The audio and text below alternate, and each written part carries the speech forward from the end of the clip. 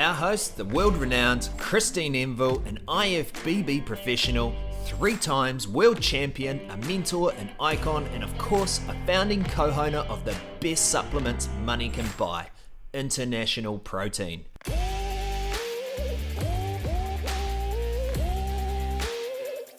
In this episode, we discuss which muscles people simply forget to train. Christine discusses physiology, she discusses balance, and which muscles to build for major gains to carve world-class definition. Okay, Christine, which muscle groups do people forget to work out? And then which muscles give you those major sort of defining parts of your body, like that you can really get really good gains from, and you can do that quite quickly and easily?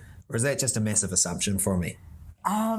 No, it's not an assumption as much as it's probably because we have the people that we call the in the gym bodybuilders, or the people who work glamour muscles. Yeah. So obviously glamour muscles are things like your chest and your biceps, because when you look at someone, you kind of like the first thing you see is this big popping chest, or they wear a top, V-cut top, or a lot of the clothing that's designed for the guys these days who weight train is designed to, really show that chest, show the neck and the chest. And that obviously shows very, very quickly. And of course your biceps, if you wear a tight t-shirt, or if you hit a pose, then what's the first people say? Oh, can you flex for me?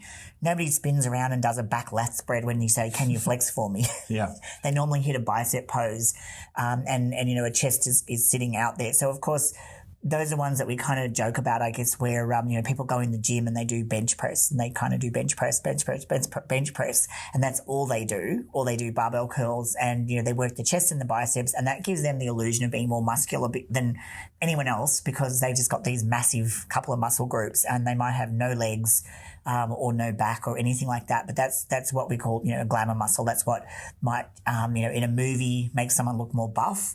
And again, with a tight shirt, that's what makes somebody look more buff than someone who has an actual developed bodybuilder's body. So there are those muscles which, if you build those up, you can give yourself the illusion of being bigger than what you really are. And then, of course, the delts as well. Like having a massive set of delts gives you that illusion of being very wide. And it doesn't really matter what the rest of you looks like, because it dominates, and people just see that and that, oh my God, he's huge, because, she's huge because they saw that little bit of a muscle group. Now, the reason why we call that glamour muscles or in the gym bodybuilders is because on stage has the completely opposite effect, where all you see is the glaring lack of legs, or the lack of back development, or imbalances. Yeah, absolutely. So, someone can have a massive set of delts, but, in a set of clothing, it can actually accentuate the body and make you look really, really great. But on stage, it's like everything's there to be seen, and there's no way of getting around it. So I think sometimes it's not a matter of people forget to train a certain body part. They may have a specific reason to want to only train certain body parts because they are trying to create a look. But a lot of the time it's actually genetics, and that they might be training it hard, but they aren't training it effectively. So they're not quite sure why they're not growing, and that's probably the number one most common reason why a muscle group isn't growing. And a lot of that can be that they're actually not connecting properly with that muscle group, and they're working a whole different muscle group. So, for example, someone might have a big set of traps but really no other muscle group in their back, because everything that they do, they tend to divert the traps take over, and then once a muscle group gets strong, it tends to be the first thing that picks up. So even though when you try later on to go and you're sort of overcompensating with one muscle rather than the other. It gets strong, so it takes over. Yeah. It's like in a crowd. If someone's got a louder voice or a more dominant personality, they tend to take over a group. Whereas same thing with your muscle group. If it's stronger than the other muscle groups, your body is inherently lazy. So it does, okay, we've got this, and they kind of take over and do all the lifting, and then the other muscle groups don't come into play. And some of that is, through the technique that you're using, a little bit of cheating, and how you actually, execute the exercise, because you can be doing the right exercises and just doing them totally wrong. And I know, like for myself, my teardrop, the vasculus lateralis, the one on the inside of the knee, is quite dominant. And after years and years and years of training, and the reason it's dominant is because my first kind of real trainer who put me on a program which accentuated that muscle group. He himself had a very dominant teardrop. And everything that we did really focused on the teardrop. So as a result, it's actually, that'll be the first muscle group that picks up no matter what leg exercise I do. And I have to work really hard to concentrate on making sure that my outer quad gets hit or that I'm hitting my inner quad. But when I'm tired, or when I'm, if I'm not focusing, the first thing that takes over here is that teardrop. Whereas other people struggle to build that muscle group because their strength or, their genetics or how they've trained is focused on a different particular muscle group. So, your early training is very important because it kind of sets the roadmap for how your body fires and how your mind thinks. And it is quite hard to go back and retrain technique once you've been training for quite a number of years. So it's important when you're early to learn that correct technique. And not cheat. And then obviously like the traps is another good one because a lot of people will do everything like almost like when they're doing a back exercise, they pull from their arms and that involves the traps rather than allowing the lats to do the motion and rather than activating the scapula, moving the scapula and activating the actual lat muscle. So it's so training specific. Some machines make it harder to cheat. Obviously free weights, you have more of an opportunity to kind of cheat where you swing, where you pull through a particular part of the movement and not actually do the contraction. You can use a lot of momentum or swing or different, even an arm. Like I see people doing dumbbell rows for their back and I look at it and all I see is rear delt and bicep. That's what's working. There's no lat involved at all, but they're going heavier and heavier, calling it a back exercise and then wondering why their back's not growing. T-bar rows is another one, and I'm picking on back because it is probably the most badly trained body part. So people tend to think about moving the weight. So it might be that they're doing a T-bar row, but they're actually using their biceps and their arms to pull that weight up rather than using the contraction through their back. And getting that connection and making the back do the work. And the reason that often is because people are focused on weight and you can move a lot of weight when you kind of cheat and don't use the actual back contraction. When you have to contract the back and do that properly, a lot of the time you have to drop the weight lower so you can't do those big hero moves and everyone loves to just, slam and look at this, look what I'm doing. I'm doing like my deadlifts with, however many plates. I'm doing my T-bar rows with so many plates. But reality, if done properly, you'd be doing half that amount of weight. So there is a little bit of ego that comes into it and we all like to, push our weights up and go stronger and heavier. And, for something like a squat, it might be where you're positioning your knees, like your knees might tend to come in because that's where you're stronger. But, the reality is that's not doing a great job for actually working the leg properly. Or you might be, kind of leaning over as you go into the squat and then doing almost like half a good morning and again, not actually causing the quads to work. So a lot of the time it's just badly executed. And then of course there's genetics, if someone doesn't have, the shape of muscle or doesn't have the actual muscle cells, like if their insertion's long, and the calf is a classic example of that where everyone says, how do I train my calves? Well, there is a specific way that I train them and a lot of people do train them badly. It's not that they don't train them. People without calves, people assume they're not training them. A lot of the time it is, one, they are, again, incorrect execution, but number two, they might have a very short calf, which means that the tendon that then attaches into the Achilles is very long and you can't build muscle cells in a tendon. So it has to be within the muscle belly. So if you've got a short bicep or a short calf or your quad starts high or all of those things are genetically determined and you can't put muscle cells where there isn't, you can build muscle cells where there are cells already, but you can't grow muscle cells in a tendon where there is no muscle cells. So your own natural structure, what your parents gave you is going to dictate a lot of how your body is going to look. But if you have the muscle there, then working it properly, like you can still underdevelop a muscle by not working it correctly, and that's through executing the exercise in such a way that you're hitting a whole totally different set of muscle groups. And people turn their muscle groups off, don't they? They can do that by accident, like just through life, just through sitting. You forget to use your glutes, for example. I mean, obviously when you're training, you're isolating muscles and that's the purpose of it, but you've got to be doing the exercises actually correctly. Yeah, well, it's interesting that you say that, and it's probably a male versus female thing too, and I'm picking particularly on a hip structure, is because when we do like a lot of the F45 movements, a lot of them, there is a lot of leg work which involves different type of squats, squat pulses, goblet squats, prisoner squats, squat jumps, like all of these things. And I do look around the room and I see the guys really struggle to get into those positions. Like they coming forward, their hips aren't going down, there's no flexibility in the hips whatsoever. The women seem to have no trouble with those kind of exercises. But yeah, if you haven't done something for a long time, you think the body naturally goes into those positions, but it does kind of get stuck and there's a lack of flexibility, because part of weight training and correct execution is obviously being flexible in those muscle groups at the tendon and also in the muscle. And that's what I think I talked about before. I don't necessarily stretch before a workout, even though it's something that I do encourage people to do, especially as they get older, or if you have a particular stiffness or you feel like, you're not, like you feel that tightness. But doing proper controlled motions and working through a full range of motion is inadvertently stretching the muscles through full range of motion. But if you're not doing that full range of motion and you're doing a half range of motion and you're not stretching, then you are actually exacerbating that problem. And again, I come back to the traps where you're in that, like, you kind of, I wish we had visuals here, but I'm essentially, if I'm doing a lat pull down and I'm pulling down with my arms through my upper back and not pulling through my scapula into my lats, which is a much more open movement and which will work on the actual lat, it's very easy to totally miss a whole body part and totally use another body part, and that's where the traps will kind of come in. But to you or to a person looking at it, they might think that they look very developed because they'll have a big set of traps, and that's something which, a set of traps and a set of delts kind of crowns off the body. You have a big chest, big delts, big traps. Yeah. That's kind of like the upper body covered off, and it will give you a really big physical presence. So people doesn't mean you're strong necessarily. Doesn't mean you're strong, and strength's a whole different thing, but it doesn't also mean you'll be a good bodybuilder. So, because bodybuilding really, to me, it is about building the balance.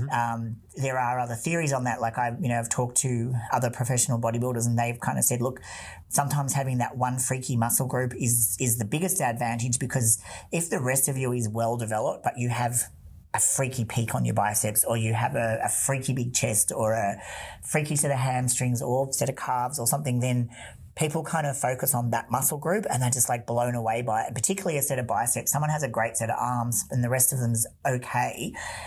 People tend to kind of get, they have that wow factor.